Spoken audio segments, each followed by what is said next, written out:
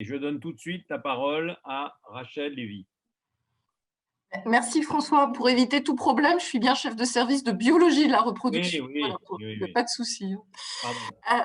Voilà. Donc, ce que l'on sait aujourd'hui, c'est que un mode de vie qui est inadapté va avoir un impact non seulement sur la qualité des gamètes, spermatozoïdes, on en a déjà parlé, et ovocytes, mais aussi sur le conceptus, sur l'embryon et au-delà de l'embryon, sur la santé future de l'individu. Et ça, c'est quelque chose qui est très important. C'est le concept de DOAD, origine développementale de la santé et des maladies de l'adulte, ou POAD maintenant, qui va s'intéresser plus spécifiquement à l'homme. Alors, il y a des données, et vous les connaissez tous, donc ça va aller très vite. On sait depuis Ramlo Hansen que à la fois l'obésité masculine et féminine augmente le risque d'infertilité. On sait aussi que dès que le BMI est supérieur à 25 pour l'homme, il y a un impact sur la qualité de l'ADN et sur des paramètres spermatiques. Et de la même façon, au-delà de 25 chez la femme, vous savez tous qu'il y a des troubles de l'ovulation, que ça allonge la durée de le temps nécessaire pour obtenir une grossesse et que par la suite vont advenir des complications. Ce qui est plus nouveau et ce qui fait plutôt le buzz, c'est ce concept de 1000 jours, ce concept de DOAD et de POAD, qui nous dit que finalement, on commence… Ce sont les 9 premiers mois de notre vie qui ont lieu à l'intérieur de l'utérus, qui vont ensuite avoir un impact sur le reste de notre existence. Et ce que vous voyez, c'est le rapport de la commission des 1000 premiers jours qui date de septembre 2020. Et ça, c'est vraiment très, très important en termes d'engagement des politiques. Alors, pourquoi c'est important? Parce que, grosso modo, 80% des couples en désir d'enfant ont une alimentation inadéquate. Alors, alimentation, ça ne veut pas dire que le poids, ça ne veut pas dire que le type de régime que l'on va manger ou ce qu'on va mettre dans l'assiette, c'est tout ensemble. Et c'est un élément qui est tellement important, c'est tellement fort que 2 revues que vous connaissez tous très bien, je suis sûre que c'est vos livres de chevet, The Lancet et Fertile Stérile, ont consacré en 2018 2 numéros spéciaux, 2 revues de la littérature que sur ces sujets. À droite, The Lancet, l'impact du mode de vie en préconceptionnel sur la santé future des individus. À gauche, Fertile Stérile, toute une revue, elle est vraiment très très bien faite, de l'alimentation de l'homme et de la femme sur la fertilité et sur la descendance. Donc c'est important. Alors, très rapidement, surpoids et obésité, ça vous le connaissez très bien. Je vous ai cité Rittenberg de 2011, mais vous avez bien sûr d'autres études qui vont toutes dans le même sens. Au-delà de un BMI de la femme supérieur à 25, entre 25 et 29,9 ou au-delà de 30, eh bien dans tous les cas, on va avoir une diminution, et oui, ça craint, des grossesses cliniques, des naissances vivantes et évidemment, en corollaire, une augmentation des fausses couches. Alors Rittenberg, c'était en 2011, mais depuis, il y a Nathalie Sermondade qui a élargi, vous le voyez, son champ d'action avec une méta-analyse de 21 études et qui confirme, conforte le fait qu'il y a une diminution des naissances vivantes en FIV chez les femmes obèses. Et ça, de façon plus fine et plus intéressante, on va un petit peu plus loin pour dire que le pronostic est moins bon et défavorable lorsque l'obésité est associée à un syndrome des ovaires polykystiques. Toutes les obésités ne se valent donc pas. En termes de mécanismes, eh bien, vous connaissez tous les déséquilibres hormonaux, le stress oxydatif, bien sûr, l'inflammation. On travaille beaucoup sur ces biomarqueurs, les adipocytokines, mais là où on va nous travailler aujourd'hui, ce sont sur les marques épigénétiques. Pourquoi? Parce que la méthylation d'ADN, les modifications des histones et les MIR, ces micro-RNA, eh bien, ils vont pouvoir transmettre des informations à la génération suivante. Et donc, vous voyez qu'on a 2 objectifs. Un, l'infertilité et à plus long terme, la santé des individus. Alors, est-ce que la perte de poids peut être efficace? Ça aussi, vous le savez. Vous savez que très rapidement, on a un bénéfice et que ce bénéfice, on peut le voir même sur une perte de poids modérée. 5 kilos ou 10% du poids total vont être bénéfiques. Pourquoi? Améliorer l'insulinorésistance, le profil hormonal, améliorer les cycles menstruels, améliorer les taux d'ovulation, plus de grossesse spontanée, meilleure réponse en FIV, plus de grossesse et tout cela, bien sûr, ça peut être très rapidement efficace. Par contre, lorsque l'on regarde les RCT, les études randomisées et contrôlées prospectives, finalement, on reste un petit peu sur notre faim. Vous voyez, c'est 2 grosses, avec des publications quand même dans New New England Journal of Medicine et Human Reproduction, c'est pas rien. Bon, les effectifs, on aimerait plus, mais c'est déjà pas mal quand même, hein, 300 dans chaque groupe pour l'un et l'autre 160,283, mais non, finalement, ça n'améliore pas et on reste un petit peu déçu sur ces RCT. Donc, pas d'amélioration.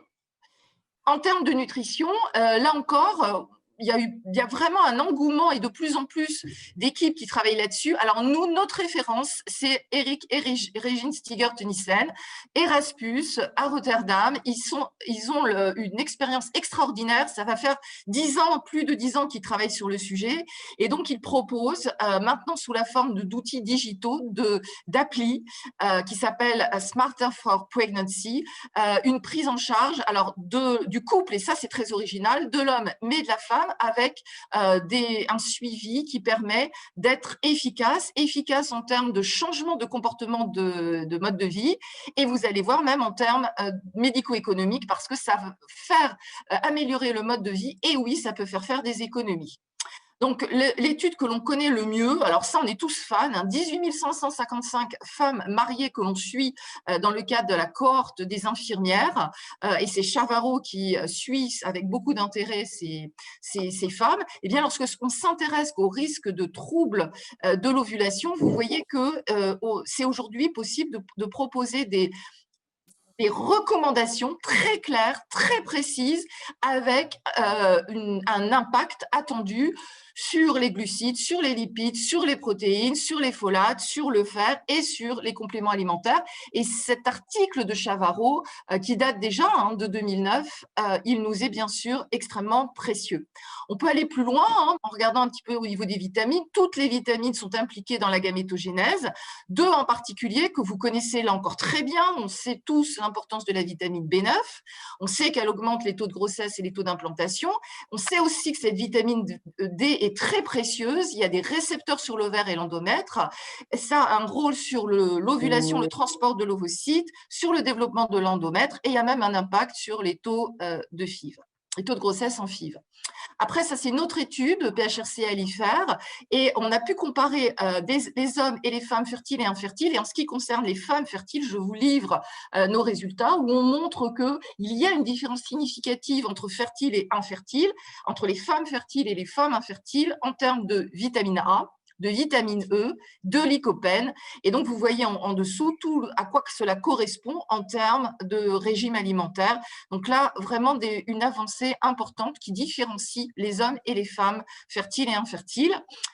Des études d'intervention qui montrent que dans le cas de l'infertilité inexpliquée, eh bien, le fait d'apporter des antioxydants, ça peut raccourcir le time to pregnancy, ça peut accélérer la survenue d'une grossesse. Alors nous, on travaille aussi, vous le savez, alors on ne parlera pas du sommeil, on travaille dessus, mais là, on travaille aussi sur l'activité physique dans l'équipe. Et donc, il y a des données dans la littérature. Vous voyez les premières données de 2014, l'étude de Palomba, qui montre en effet qu'une activité physique régulière, c'est bien, c'est bénéfique, ça augmente les taux de grossesse et les taux de naissance. Nous, toujours dans notre étude à l'IFER, on a montré que la sédentarité, c'est mal et que c'est un élément de différence significative entre les femmes fertiles et infertiles. Mais je vous livre cette méta-analyse récente de Human Reprod Update de 2019 qui clairement montre, et cette fois on est sur des RCT, alors il y a deux éléments des RCT qui sont particulièrement nets, hein. Vous voyez bien qu'on est très très décalé et qu'on a aujourd'hui des preuves que l'activité physique peut réellement augmenter les taux de grossesse chez nos patientes, et ça c'est un élément, je crois, qu'il faut vraiment qu'on intègre dans nos prises en charge. Alors pour résumer cette partie, trop c'est pas bien, pas assez c'est pas bien non plus, et donc comme d'habitude il faut un juste équilibre et pour l'homme et pour la femme. Alors pour terminer, il y a beaucoup d'interventions. Là, je vous ai mis que quelques-unes, sont des RCT, mais pas tous, qui vont aller évaluer l'impact d'intervention sur le mode de vie, sur la fertilité. J'en ai sélectionné quelques-unes. Vous allez voir, c'est un petit peu toujours le même nom. Il y a d'abord l'équipe de McLeod, Nick, qui est très en avance là-dessus. Là, vous voyez, il a regardé ce que donnait le fait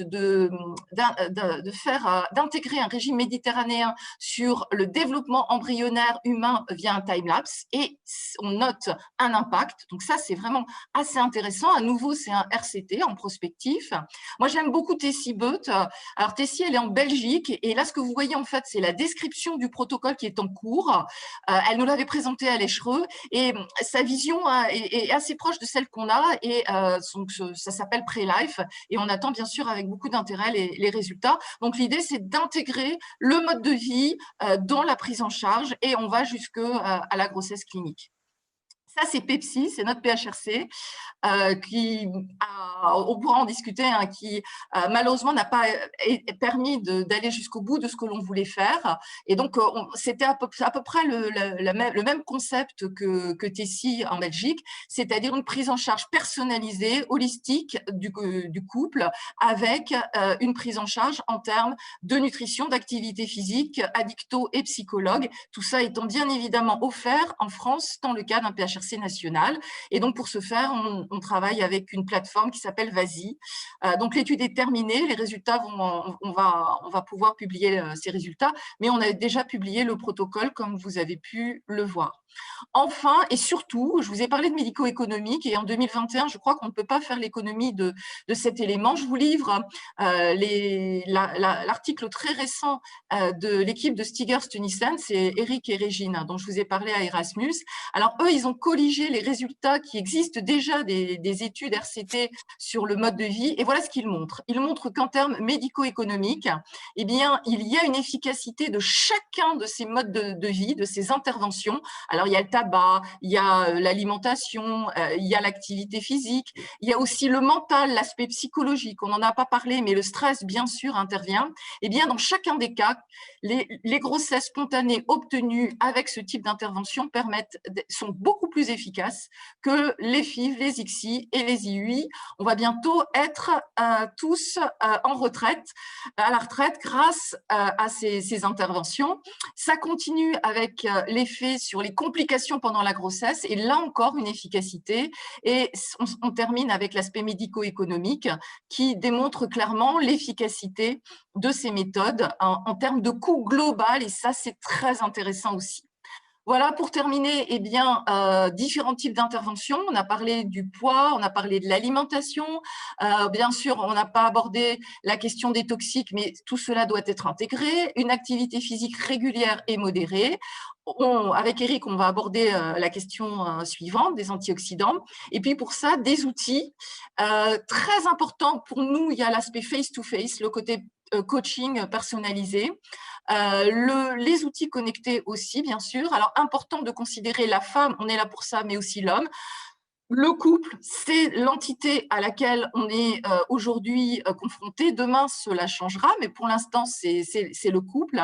Et ces deux notions dont je vous rappelle l'importance, l'idée que cette santé préconceptionnelle va avoir un impact sur la santé future de nos enfants et de nos générations, que ce soit via l'ovocyte ou via le spermatozoïde. Et pour terminer, donc je vous présente aujourd'hui le score d'infertilité qui est développé par notre équipe. C'est Guillaume Bachelot avec l'ensemble de l'équipe qui a réussi, grâce aux données d'Alifer et à l'intelligence artificielle, de proposer un score avec une approche de couple qui, grâce à différents biomarqueurs intégrés, vont permettre de différencier les couples fertiles des couples infertiles, et nous sommes dans cette approche aujourd'hui, de pouvoir orienter les professionnels vers le type de prise en charge thérapeutique, insémination ou FIV ou ICSI, et même d'évaluer peut-être les chances de grossesse. Voilà, je vous remercie pour votre attention.